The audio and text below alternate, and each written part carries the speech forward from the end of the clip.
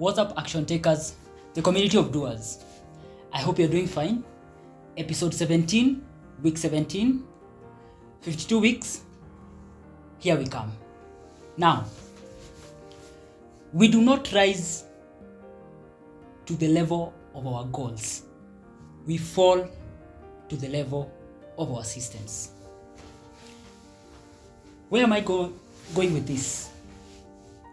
I think in the beginning of any competition, everyone wants to be a winner. But it's not the person who wants to win the most that actually wins the competition, but the person who has the best systems in preparation. Now, I want us to really dive into the idea of the importance of intense preparation towards our odds of succeeding in what we are doing. How important is preparation towards that which you're trying to achieve? Now, before we even go deep, let me kindly request you to subscribe to this YouTube channel so that we can keep on growing this community and driving this concept of rethinking conventional mentality. An idea of taking inventory of what we are doing in our lives to make sure that it actually aligns with our objectives. And to really ask ourselves those questions, the hard questions of reevaluating what we are doing to really make sure that actually aligns with our objectives, both short-term and long-term. Now, back to preparation. The Olympics happens in every 4 years and is one of the most competitive tournaments that we have in the world. They started quite a long ago. So being a champion or being a gold medalist in the Olympics, it's something that is really cherished by many people across the world. And also it gives you a world recognition and puts you among the 1% when it comes to the sport that you excel in when it comes to the Olympics. Now, in 1988, the Olympics were held in South Korea, and China ranked number 11 in the overall performance of the Olympics. Let me get some few statistics because I want to compare how China performed in 1988 and how the same China performed in 2008. And then we are going to talk about how the difference in how they performed in 1988 and how they performed in 2008, we see what transpired to that. So let me get some few statistics here. In 1988, the Olympics were held in South Korea, and China they were number 11 overall, and they had 5 gold, 11 silver, and 12 bronze. That was their performance. But within a span of more than 20 years, in 2008, the Olympics were held in Beijing, China. And China had their best performance in the history of Olympics because they became number 1 overall, and they had 100 medals in total, which consisted of 51 gold medals, 21 silver medals, and 28 silver medals. Now, why did I give that short piece of history? For context, I want to dive a little bit into the kind of intensity that the Chinese input when it comes to their preparation in the sports of Olympics. Of course, we understand that China has been the forefront of many endeavors when it comes to technology, manufacturing, infrastructure. But let me focus on Olympics because I've done a research on how they transpired from 1988 to them being number one in 2008. Now, a disclaimer. The training that the participant underwent has even been criticized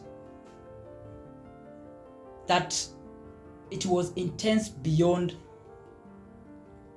the normal training that you would expect people who are in sports to do. They were selecting kids as young as the age of 5 and 7, training until teenagers, and some of them will compete even when they are 18 years. So there have been critics along that these kids are not focusing on what they're supposed to do in school and so forth and so forth. But I don't want to focus on the negative.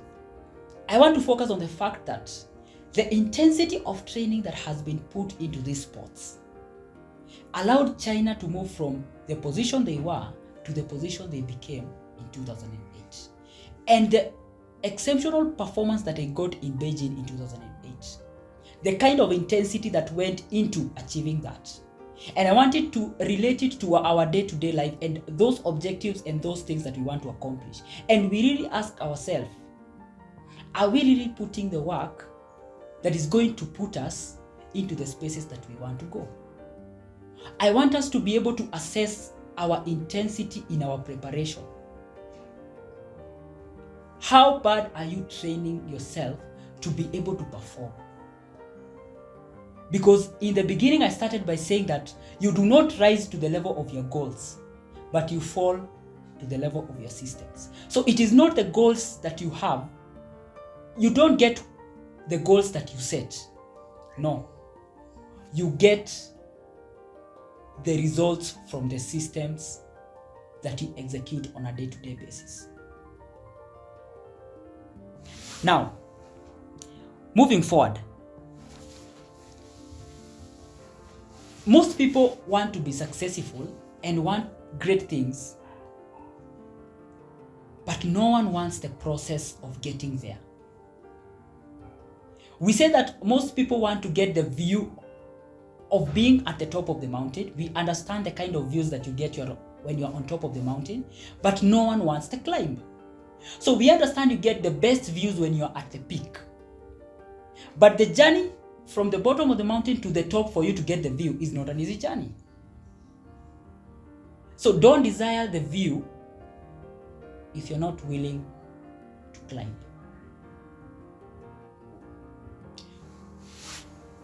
I tend to see that most people admire the success of those people who are already successful.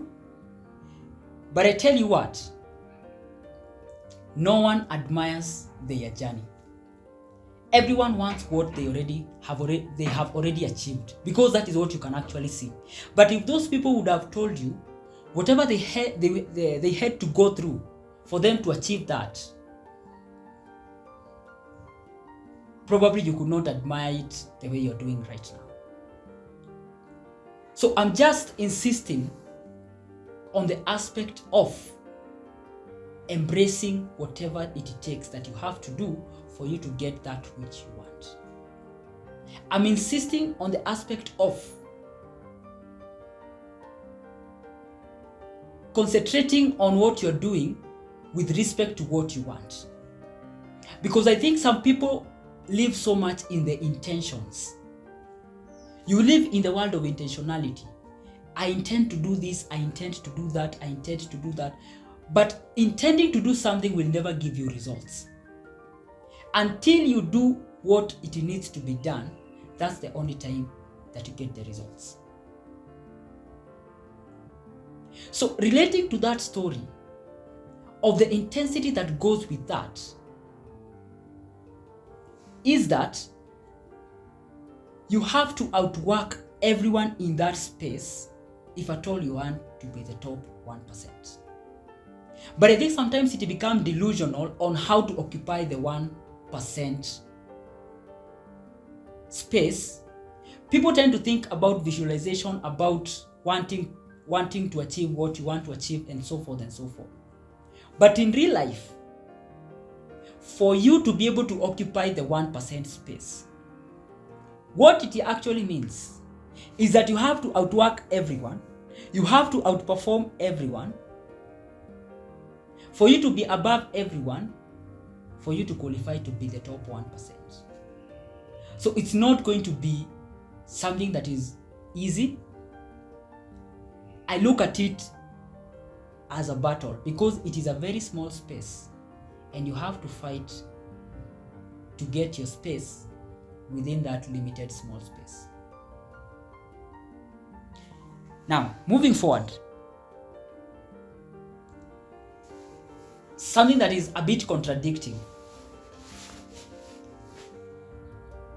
When you're on your journey towards the objective that you want to accomplish and the going gets hard, most people tend to draw back.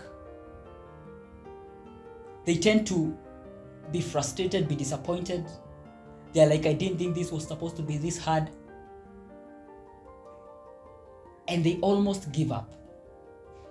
But this is how I want us to look at it from a different perspective, which is a bit actually contradicting, but is interesting. Now, instead of whining or complaining about how this going is getting hard and being disappointed, I think on the contrary, you should actually be happy.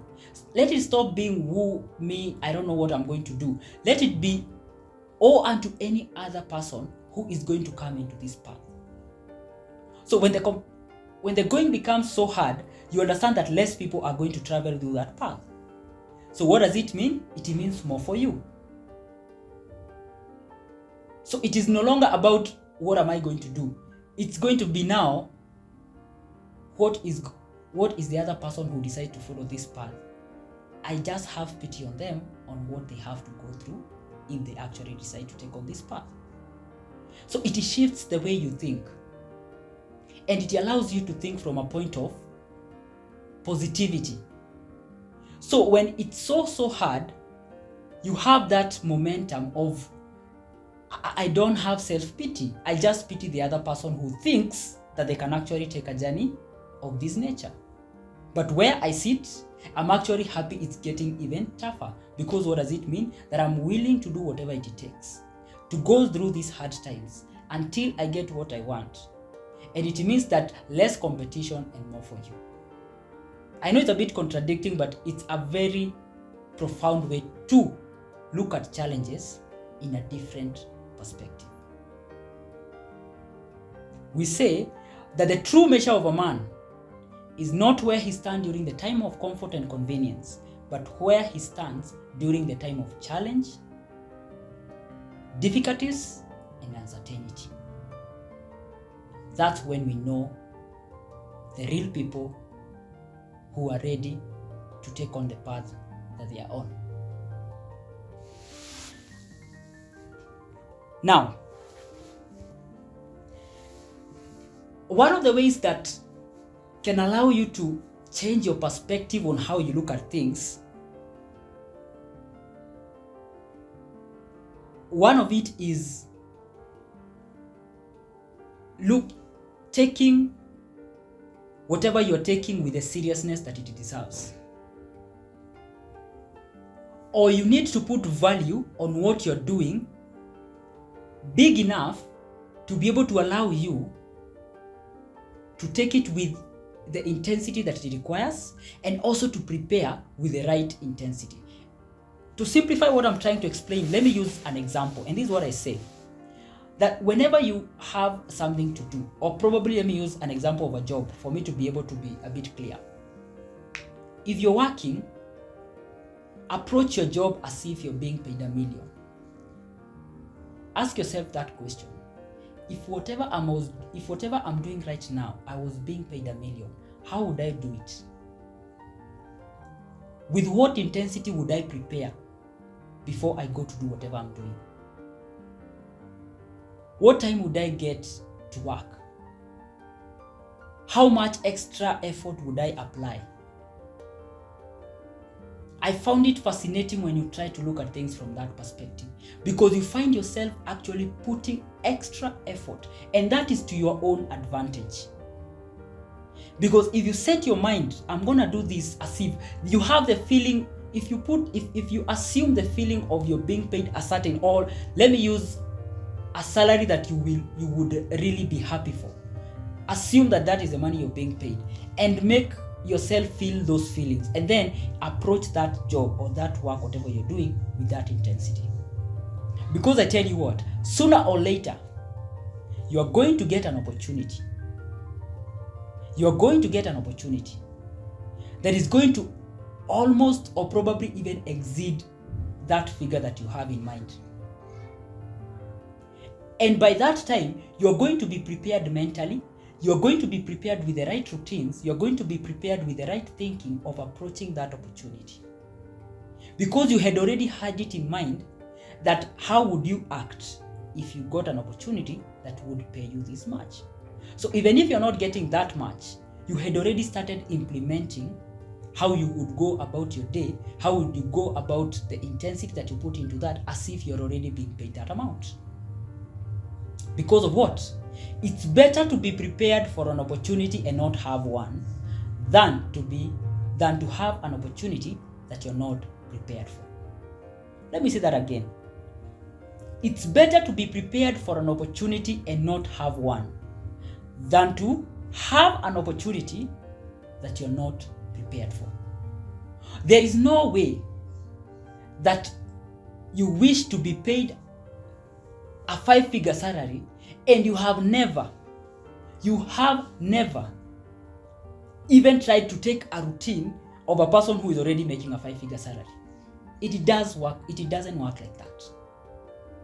At least appreciate the law of attraction. Act as if you're already being paid that amount of money, and the world will respond. But why do you want to wish for it more than you're willing to work for it? Actually, don't wish for it more than you're willing to work for it. You wish to be paid the most amount of money, but you're working as if some people are actually even working below what they're being paid. Like, if we were to look what you're doing and what you're being paid, probably you're even below the bare minimum. So if you want that raise, if you want a better life, if you want a better opportunity, you have to become it first by putting in the work that matches that, and then that follows. I hope that helps and changes the way we look at how we prepare and the whole idea of the intensity that we put in what we do. And I'm going to end with, don't be casual and don't be average.